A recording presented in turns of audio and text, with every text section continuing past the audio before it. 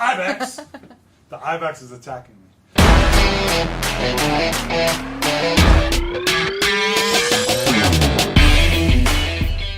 Hi everybody, I'm Dr. Andrew Cohen. I wanted to talk to you about how to set up your workstation.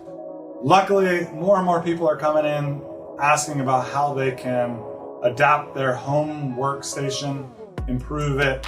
Many people are even getting sit-stand desks. So I want to just talk you through some of the common mistakes that people make and easy things that you can do at home to make sure at the end of the day you're feeling as good as possible. So first off, for a sit stand, the key thing is do not do one or the other all day long.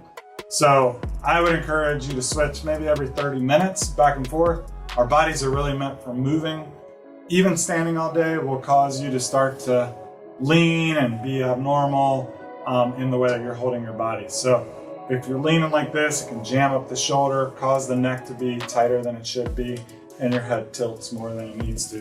So in general, set up your workstation so that your eyes, when you shoot straight out, has a slight downward glance at the top of the screen. So it shouldn't be really, really high to where, this is actually as high as it goes, to where your eyes are hitting it in the middle.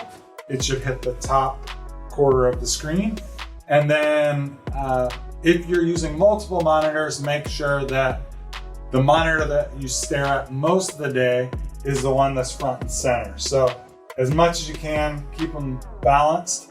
And if you have a second monitor off to the side, you want to use it on the side of your dominant eye. That helps reduce fatigue as well.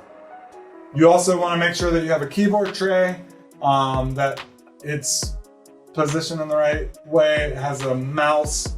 We don't want to be up really high as that starts to cause us to shrug.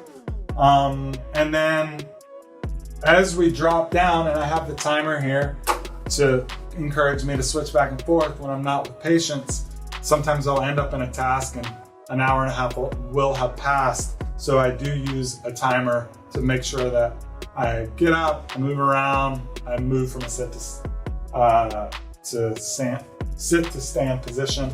And then last but not least is the thing I'm standing on, which is the AntiFatigue Map, which we will encourage you to have under your workstation so that you aren't burning out your calves and your knees.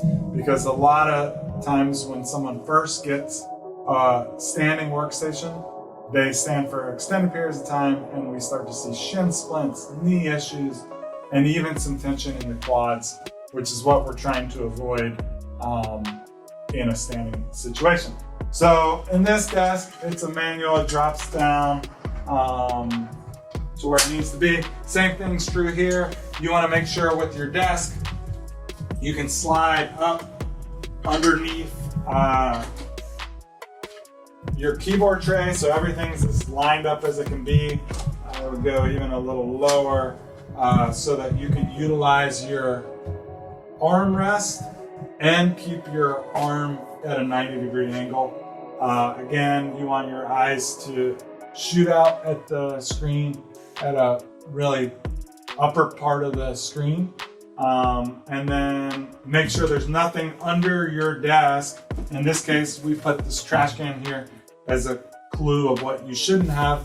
You shouldn't have something that irritates the way that your legs would naturally relax. So move out anything that's under there. Make sure you're using a keyboard tray and switch back and forth between sitting and standing.